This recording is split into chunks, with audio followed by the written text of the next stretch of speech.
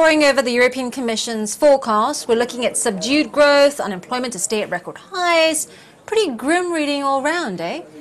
Yes, indeed. It's 177 pages of doom and gloom, I would have to say.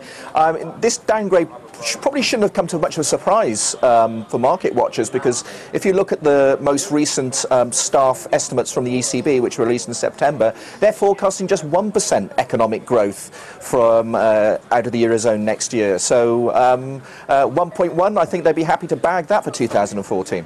And to add to that, the euro is forecast to become even stronger. Yeah. Bad news for exporters, and could it derail the recovery?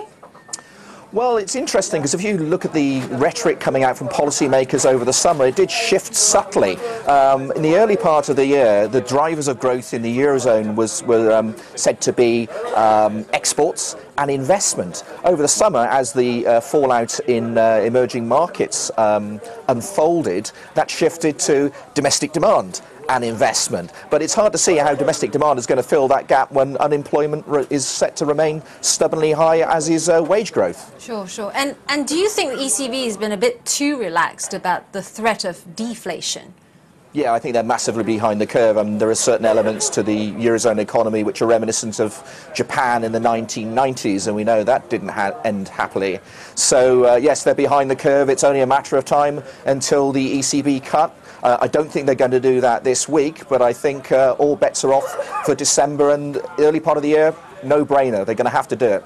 Okay. And what is the trade, giving all this, that we've talked about? What is the trade for investors, given Eurozone growth is going to be, pretty subdued? The US, the earnings there haven't come through as analysts had thought. Where do investors put their money? Well, I think it's a very tricky one, Angeline. I said at the start of the year I thought it would be a decent year for equities. If you look at global equity, it's put on over 20% dollar. So I think that the headroom for equities globally is actually, at this point, relatively limited.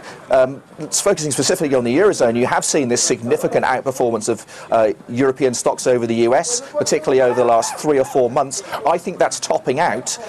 So if you want to get involved at this stage, you're really betting that flows are going to continue to support European equities, because from what I can see, and certainly this is supported by where we are in the earnings season, the fundamentals don't really seem to be there, unfortunately.